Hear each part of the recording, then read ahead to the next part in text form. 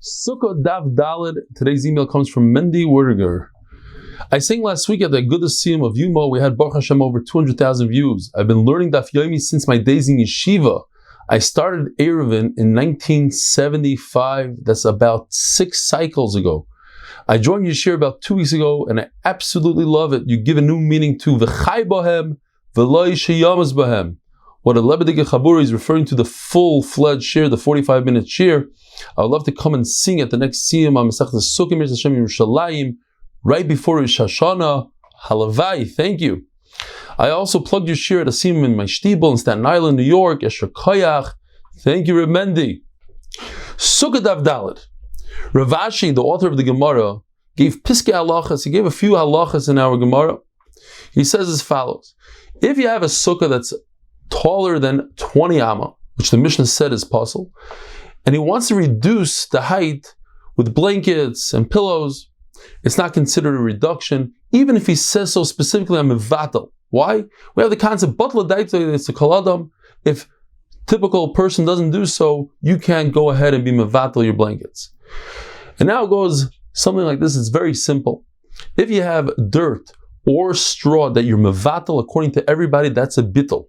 If you, on the other flip side, you have straw, stam, you didn't say what you want, and dirt that you are going to for sure move it away, according to everybody, it's not batal. Where's the machlokes? In these cases, if it's straw or dirt that you're not going to remove, or dirt stam, that's machlokes. According to Rabbi Yossi, it's batal.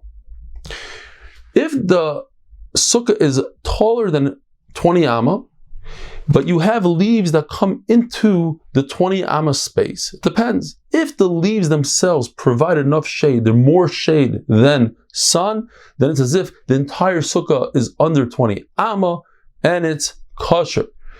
If the sukkah is only 10 tfachim, it's kosher. But there are leaves that go underneath the 10, then even if the leaves don't provide a lot of shade, in other words, the leaves are pasel schach, the sukkah is pasel. Why? Because it's considered a dira srucha. It's not a house that somebody lives in.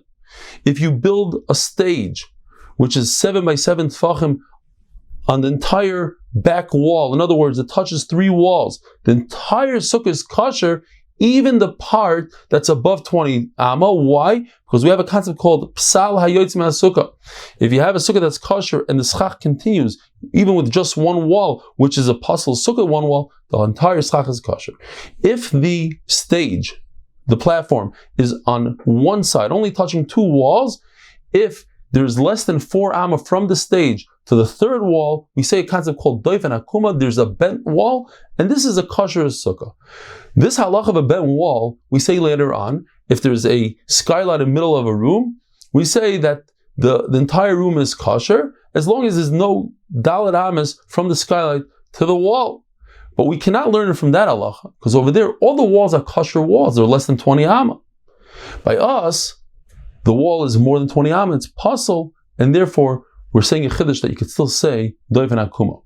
What if you build a stage right in smack in the middle of the sukkah, and there's less than 4 amas to each direction? You could say doif and akuma, even though it's 4 walls, and not only just 4 walls, 4 pasel walls, you could still say doif and akuma, and the sukkah is kosher. If the sukkah is less than 10 tfachim, and you dug out in the middle of the sukkah to make it 10 tfachim, and it's a more than 3 tfachim from where you dug out to the wall, over here we do not say doif and akuma, because doif and akuma cannot create a wall. It could take a wall and move it over, but it can't create a wall. And in this case, you want to take, let's say, 5 tfachim from the wall, and 5 tfachim from what you dug, and with doif and akuma create a wall. That we don't say. What if you have a pillar in the middle of the sukkah? The pillar is 10 tfachim tall. There's a concept called gud asik mechitz. You take the walls from the side of the pillar and you continue those walls upwards, invisible walls. Rava says you cannot say so. You don't say gud asik because they're not mechitzas and ikaris. They're not real walls that you could see. They're within a pillar.